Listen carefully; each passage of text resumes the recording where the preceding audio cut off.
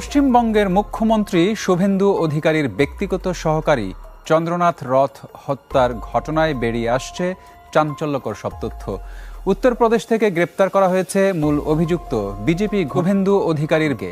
Uttar Pradesh police ও STF এর যৌথ অভিযানে ধরা পড়েছে পশ্চিমবঙ্গের মুখ্যমন্ত্রী শুভেন্দু অধিকারীর ঘনিষ্ঠ পিএস চন্দ্রনাথ রথ হত্যার ঘটনায় এবার উঠে এসেছে এক চাঞ্চল্যকর তথ্য।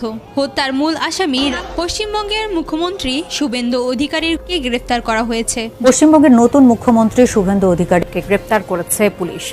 জিজ্ঞাসাবাদের জন্য তার 3 দিনের রিমান্ড মঞ্জুর করেছেন আদালত। আইনজীবীর বেশে হাইকোর্টে উপস্থিত হলেন পশ্চিমবঙ্গের সদ্য সাবেক মুখ্যমন্ত্রী মমতা ব্যানার্জি। নির্বাচন পরবর্তী সময়ে নারী, শিশু, সংখ্যালঘু সকলের উপর চালানো অত্যাচারের অভিযোগ তুলে প্রতিবাদ জানান মমতা। যা আশঙ্কা করা হয়েছিল ঠিক তাই ঘটতে শুরু করেছে। পরিবর্তনের ডাক দিয়ে পশ্চিমবঙ্গে ক্ষমতায় বসেই নিজেদের আসল রূপ দেখাতে শুরু করেছে বিজেপি। চন্দ্রনাথ রথ হত্যাকাণ্ডে এবার পুরোপুরি ফেঁসে গেলেন শুভেন্দু অধিকারী।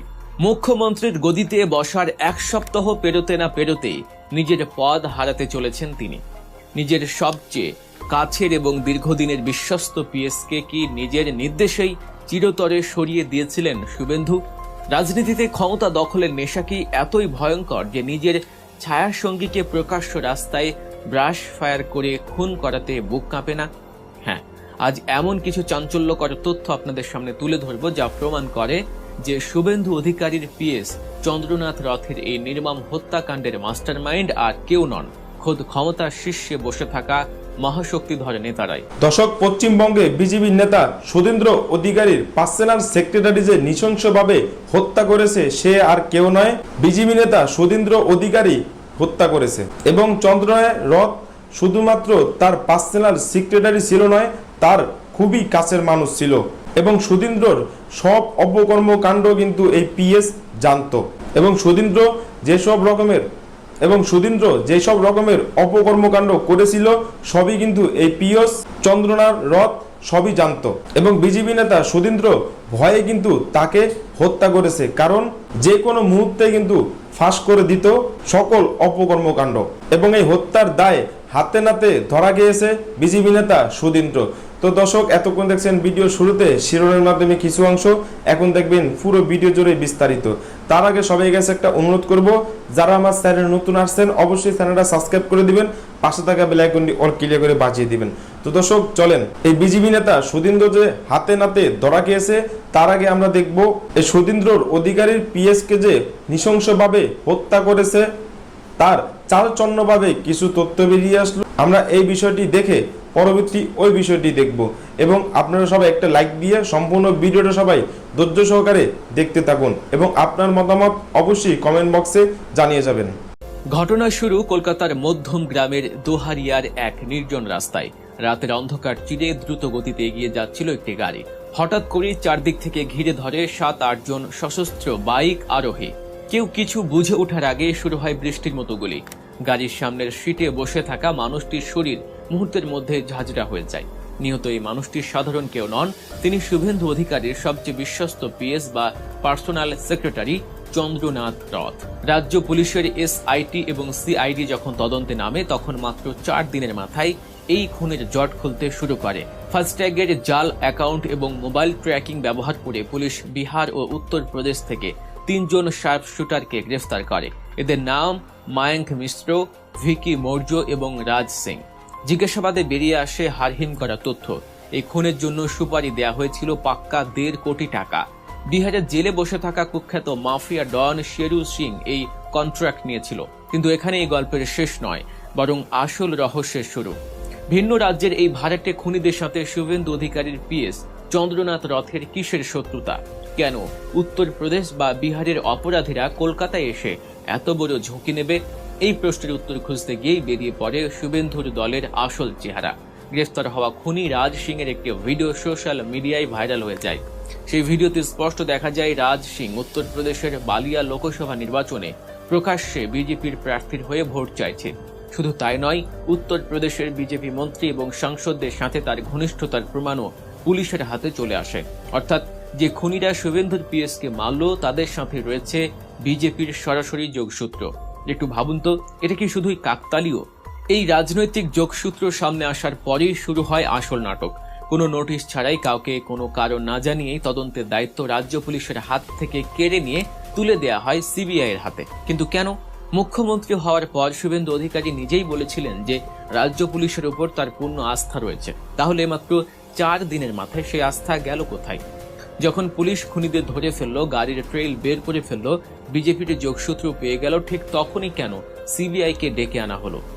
সারদা কেলেঙ্কারি বা নারদা মামলার কথা মনে আছে? বছর পর বছর ধরে সেই ফাইলগুলো সিবিআই এর হাতে পড়ে আছে, কিন্তু বিচার আর হয় না।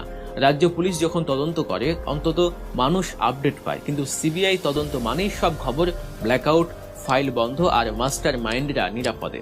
অনেকে মনে করছেন রাজ্য পুলিশ সম্ভবত সেই বড় মাথার সন্ধান পেয়ে গিয়েছিল, যিনি শেরুল সিংকে 1.5 কোটি টাকার সুপারি দিয়েছিলেন, আর সেই নামটা প্রকাশ পেলে খোদ মুখ্যমন্ত্রীর গদি তুলে যেত।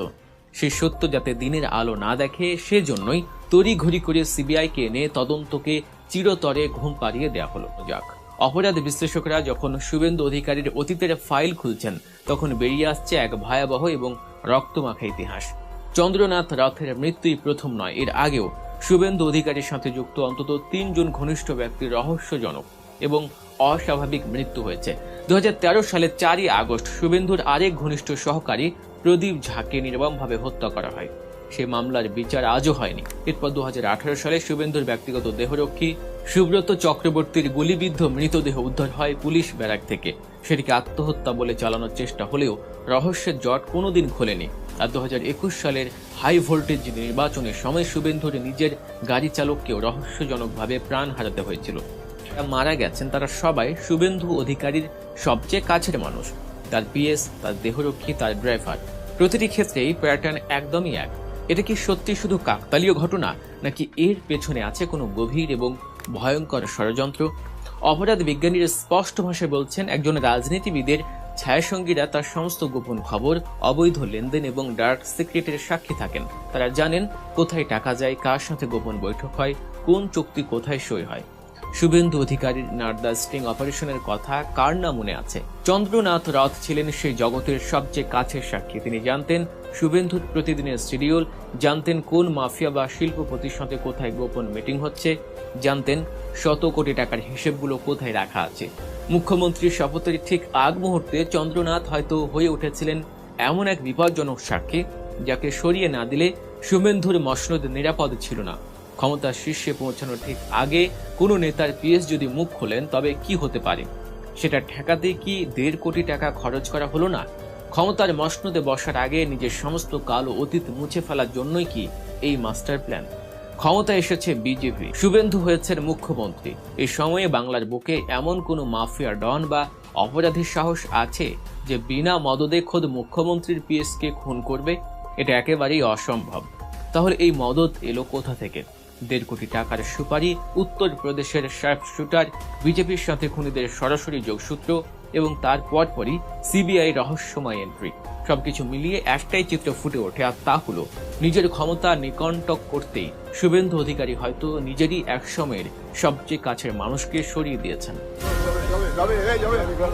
প্রদীপ ঝার পরিবার, সুব্রত চক্রবর্তীর পরিবার, গাড়ি চালকদের পরিবার, এদের কাছে কি কোনোদিন সত্য পৌঁছাবে? নাকি আগের 3টি খুনের মতোই চন্দ্রনাথের ফাইলটিও সিবিআইয়ের ধুলো পড়া আর্কাইভে চিরতরে হারিয়ে যাবে? কি মনে হয় আপনাদের? চন্দ্রনাথ হত্যাকাণ্ডে কি সত্যি শুভেন্দু অধিকারী ফেঁসে গেছেন? সিবিআই কি সত্যি এই মামলার সুবিচার করতে পারবে নাকি? দর্শক, ক্ষমতার লোভে মানুষ কি না পারে। নিজের ক্ষমতা ধরে রাখতে নিজের পার্সোনাল সেক্রেটারিকে কিন্তু হত্যা করেছে। এবং এই বিজেপি নেতা সুধীন্দ্র অধিকারী শুধুমাত্র একজনকে নয়, আরো অনেকবার নিজের পার্সোনাল সেক্রেটারিকে এভাবে নৃশংসভাবে হত্যা করেছে। এবং ক্ষমতায় আসার পরে মুসলিম ভাইদের উপরে হামলা মামলা করতেছে এবং অত্যাচার করতেছে। এবং তার কারণে কিন্তু এই সুধীন্দ্র অধিকারীকে ইতিমধ্যে হাতে নাতে ধরেছে। এবং বিজেপি নেতা সুধীন্দ্র অধিকারীর পার্সোনাল সেক্রেটারিকে মারার উদ্দেশ্য কিন্তু একটাই, কারণ সুধীন্দ্র অধিকারীর সকল অপকর্মকাণ্ড কিন্তু ফাঁস করে দিতে চেয়েছিল এবং তার কারণে তার নিজের পার্সোনাল সেক্রেটারিকে নৃশংসভাবে হত্যা করেছে। তো দর্শক, আজকে এই পর্যন্ত রইল। পরবর্তী ভিডিও নিয়ে আবারও আসবো আপনাদের সামনে। সবাই ভালো থাকবেন, সুস্থ থাকবেন। সবাইকে আল্লাহ হাফেজ।